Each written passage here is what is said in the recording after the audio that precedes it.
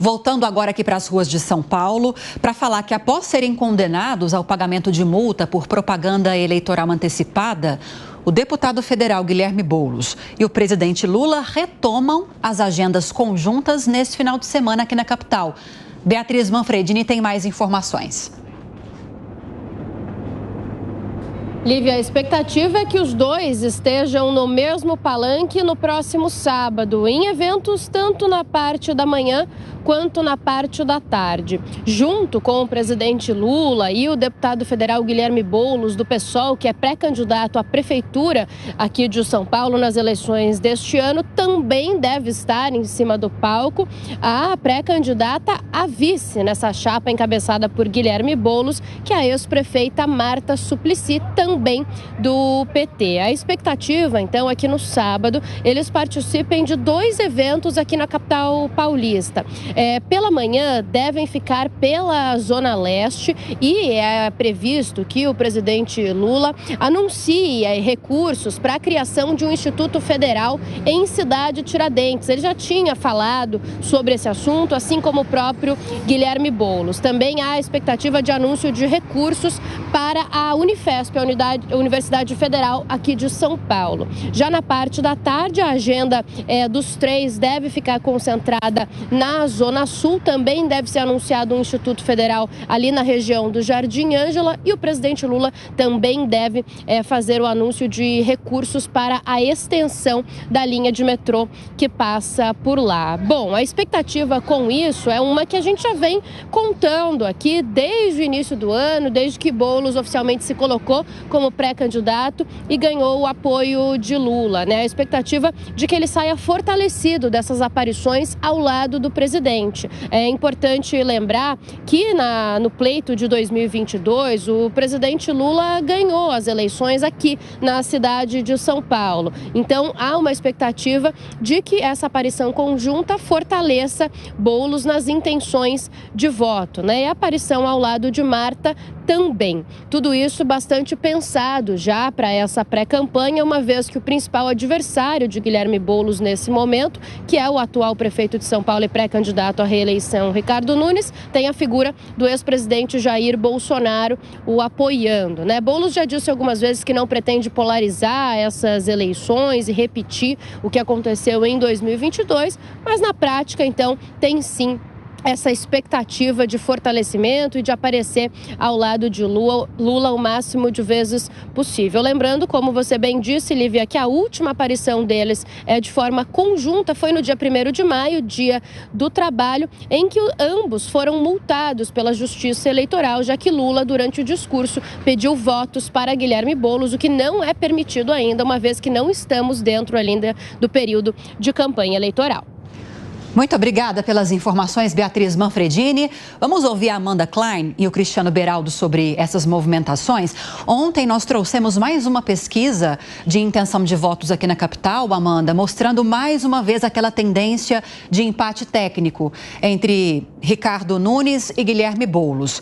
Você acredita que agora, com essa entrada efetiva de Bolsonaro na campanha do Nunes, depois que foi confirmada na vaga de vice de Ricardo Nunes, o Melo Araújo, a presença física mesmo de Lula na campanha de Boulos aqui no estado de São Paulo, principalmente aqui na capital paulista, se torna ainda mais importante?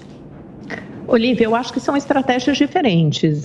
Não sei se haverá uma presença tão efetiva de Bolsonaro assim na campanha de Ricardo Nunes. Eu acho que ele deve aparecer em momentos pontuais.